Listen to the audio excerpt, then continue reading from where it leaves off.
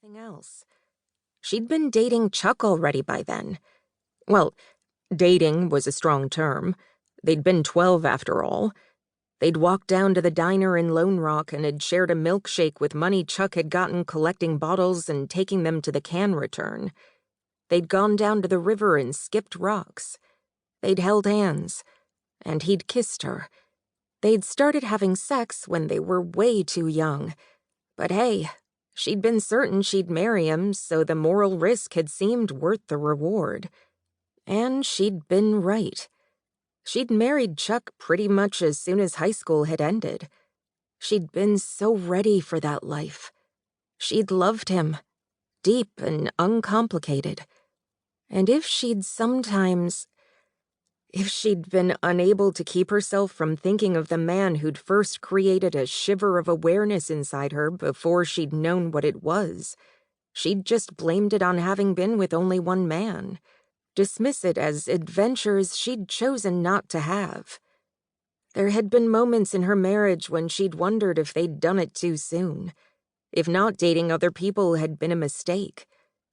When Chuck had died, she'd been so glad they'd had that life, that whole brilliant life. From 12 to 26. Thank God for all those years, because they hadn't gotten to grow old together. Just older. She really didn't need to be thinking about any of this now. But it was a wedding, so it was unavoidable. And it was her sister's wedding, which made it more poignant. Her sister's wedding to a Carson. That's what tipped it over into improbable. "Who would have thought you'd be a bridezilla?" Shelby groused. Juniper was an EMT and in general a very practical and non-sentimental soul, before her engagement to Chance anyway.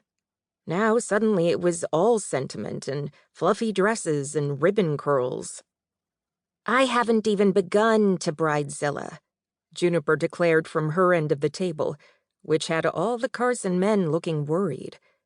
The lone Carson girl, Callie, who had gotten married a while back and moved to Gold Valley, Oregon, a few hours away, was grinning. "I love this. I need more women in the family to cause chaos and mayhem."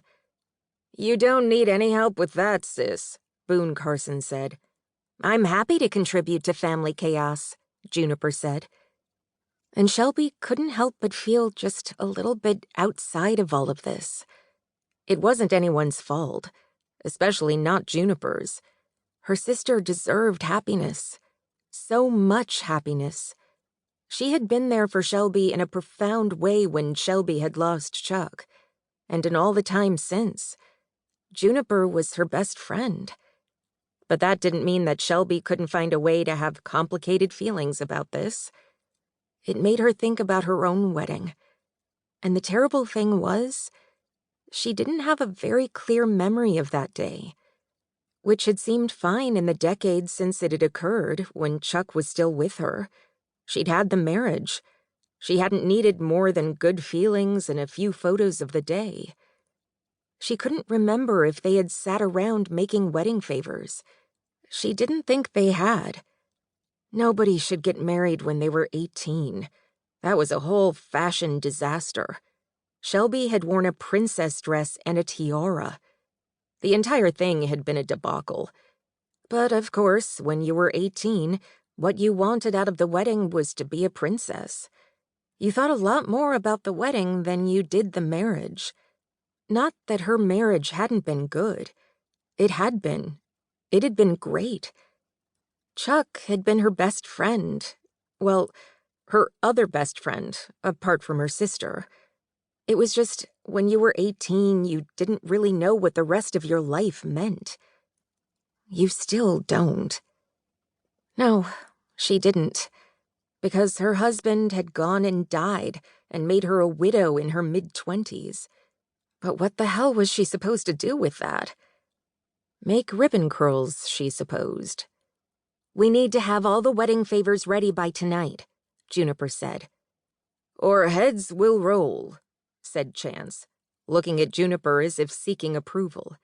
"That's right," Juniper said. Heads